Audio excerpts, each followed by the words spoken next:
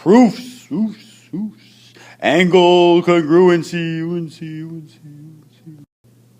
All right, this was today's bell work. We're looking at 2x plus 9 degrees for this angle, 4x minus 3 degrees for this angle, and 3x minus 20 degrees for this angle. And what I was primarily getting you guys to look at and hoping you would see is that we have two straight lines. We have two sets of adjacent angles, and we have two sets of vertical angles, and we'll be talking about our vertical angle proof again. So there were different ways to solve for x. We could have said 2x plus 9x plus 4x minus 3 equals 180, because anytime we see a straight line, we have to remember that it's equal to 180 degrees.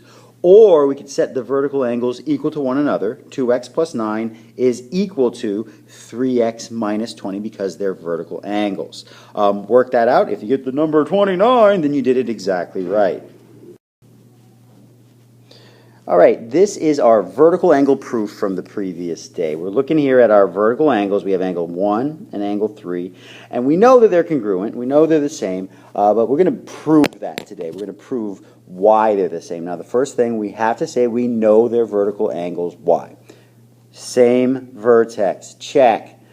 Sides form opposite rays, check. All right, if they have the same vertex and their sides form opposite rays, then they are in fact vertical angles. And again, these are not vertical angles, even though they may, if we smush them together, be vertical angles, because they are not together, they're not vertical.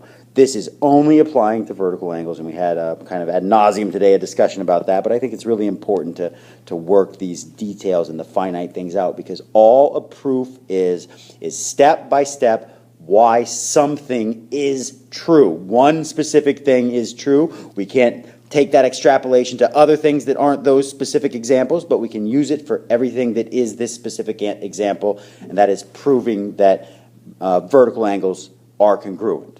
So we start with what we know. Angle 1 and angle 3 are vertical. Why do we know that? Because we just said it. They are sharing a vertex and their sides form opposite rays. Then we move on to 1 and 2 being supplementary and 2 and 3 being supplementary. We know that because 1 and 2, angles 1 and 2, are a linear pair. They share a vertex and their bases make a straight line. Same with 2 and 3, share a vertex, straight line. Supplementary angles are always 180 degrees. Measure of 1 plus 2 is 180. Measure of 2 plus 3 is 180. That's the definition of supplementary angles, two angles whose sums together equal 180. They don't necessarily have to be adjacent. In this case, for this example, vertical angles, they are. All right. Now we're moving on to, after the definition of supplementary, we're moving on to the transitive property of equality.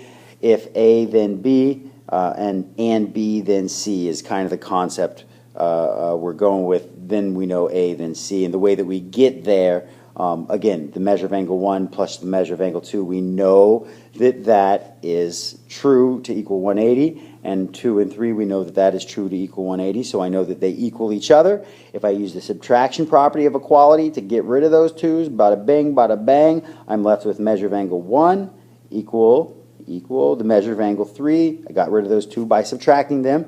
And then I have they're the same. If I can say that they're the same, fantastic. Angles with the same measure are congruent. That's why we've just proven that angle 1 is congruent to angle 3. All right, here's our congruent supplement theorem.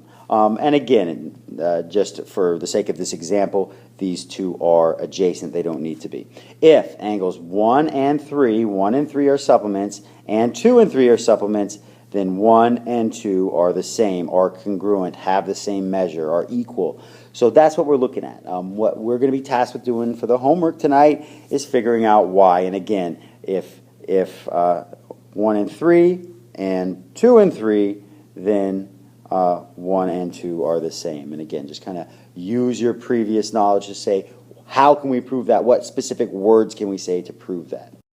Congruent complements, exactly the same thing. I have exactly the same slide, just about. All I did is I got rid of the word supplements and put complements. If 1 and 3 are complements, 90 degrees, and 2 and 3 are complements 90 degrees, then 1 and 2 must be the same. Again, explain to me why. Right angle. A couple kids got stressed out by this being all askew today. That was pretty funny.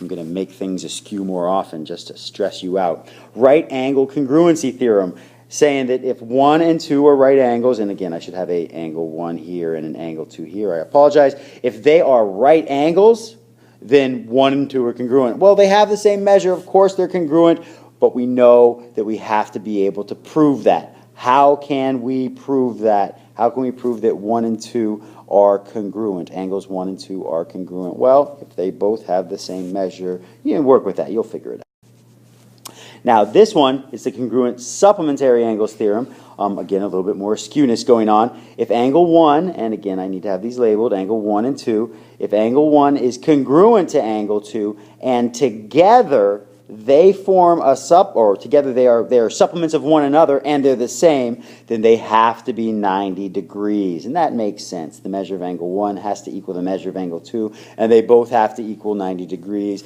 We have to say why. And again, we're talking about some definitions, some basic definitions here. Be able to prove that.